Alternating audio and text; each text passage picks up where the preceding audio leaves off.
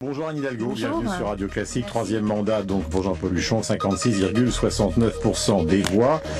Vous connaissez les résultats au plan national, on n'a pas l'impression que ça impressionne le président de la République et son équipe. Petit remaniement prévu et pas vraiment de changement sur le cadre des réformes. Oui, c'est très étrange. Hier, j'ai écouté comme tout le monde le Premier ministre qui reconnaissait la défaite. C'était déjà, je dirais, un élément nouveau par rapport au premier tour, mais qui... Oui, il n'y a pas eu les fameux éléments de langage de la semaine précédente. Voilà, la semaine précédente, des éléments de langage qui avaient, je crois, beaucoup irrité, mais effectivement, pas de changement. C'est-à-dire que on n'entend pas qu'il y aurait une modification de la politique. Par exemple, est-ce qu'ils vont continuer à supprimer les emplois d'infirmières dans l'hôpital public? Est-ce qu'ils vont continuer à mettre à mal l'éducation nationale ou la police nationale, puisqu'il y a 10 000 suppressions d'emplois prévues aussi dans la police nationale? Tout cela ne semble pas être, je dirais, reconsidéré à l'aune d'un résultat qui est quand même éclatant hier.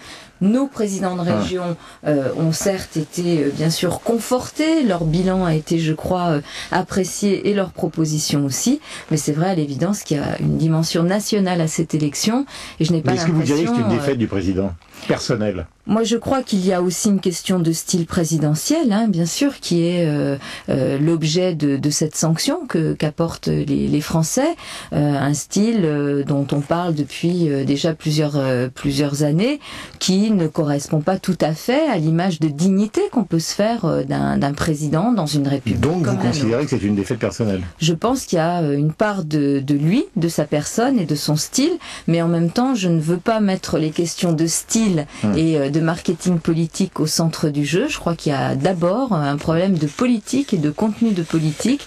Beaucoup de Français souffrent et ça n'est pas pris en considération par le pouvoir central. Anne Hidalgo, il y a une phrase qui est assez commentée, c'est celle de Pierre Moscovici, qui paraît d'une assez grande lucidité, vous la connaissez, je la résume en substance. Je ne vois pas comment Nicolas Sarkozy pourrait gagner les présidentielles de 2012, mais je vois bien, dit-il, en songeant au PS, comment on pourrait les perdre, ces présidentielles, et évidemment il fait référence à 2004, où on était un peu dans la même situation. Triomphe en 2004 et raclé en 2007. Oui, je pense qu'en 2004, nous n'avons pas eu à l'époque la bonne analyse de la victoire de la gauche et je me souviens que beaucoup d'entre nous disaient c'est automatique. En 2007, on gagne, c'est automatique.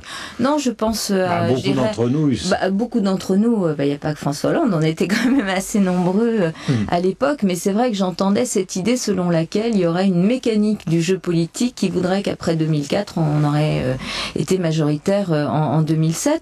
Je crois qu'il faut considérer cette victoire de la gauche avec, je dirais, toute l'importance qu'elle a, mais en même temps avec la responsabilité qu'elle nous donne. Qu'est-ce qu'il faut faire aujourd'hui qu'il ne faut pas répéter?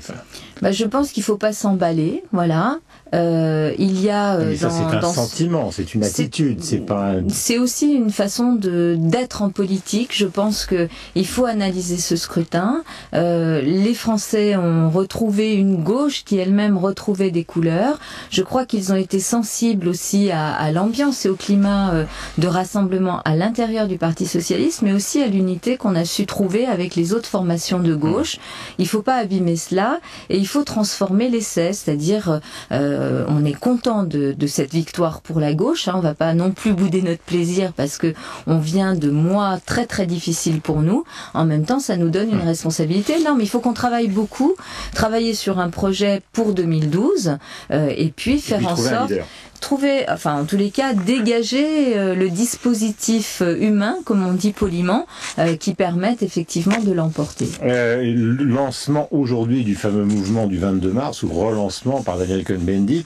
Est-ce que vous avez l'impression, parce que vous avez eu des mots au début de l'année qui étaient quand même assez durs contre les Verts, pas du tout. Si, les laisser derrière nous, clairement, avez-vous dit au début de l'année. Est-ce que vous avez l'impression que c'est véritablement un allié ou les arrière-pensées de Cohn-Bendit, c'est que les Verts pourraient être, l'Europe Écologie pourrait être des rivaux? Je crois Parce que c'est quand même ça la clé éventuelle de la victoire. La clé de la victoire, c'est une gauche rassemblée avec toutes ses composantes. Je crois qu'il est clair que dans notre pays, on ne peut pas gagner face à la droite s'il n'y a pas une gauche rassemblée.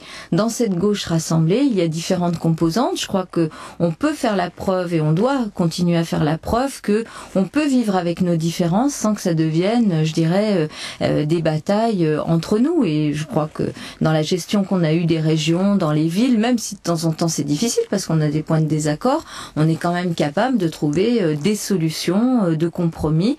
Et je crois que une gauche qui est capable de parler mais de reconnaître les différences en son sein, c'est cette gauche-là qui peut gagner. Donc à l'intérieur justement des conseils dans les régions, c'est-à-dire que vous allez faire l'expérience de votre propre alliance.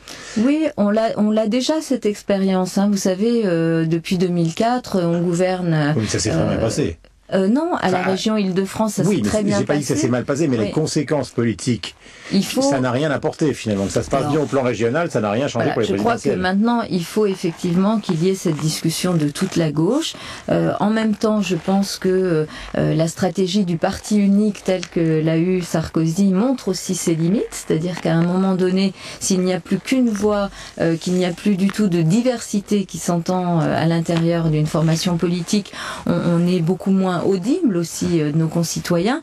Donc voilà, on a un énorme travail devant nous, chacun dans sa formation politique, pour les Verts et Europe Écologie, pour le PS, sans doute aussi pour le PC Front de Gauche, mais ce travail-là, nous devons le faire chacun dans nos formations politiques, mais nous devons le faire ensemble.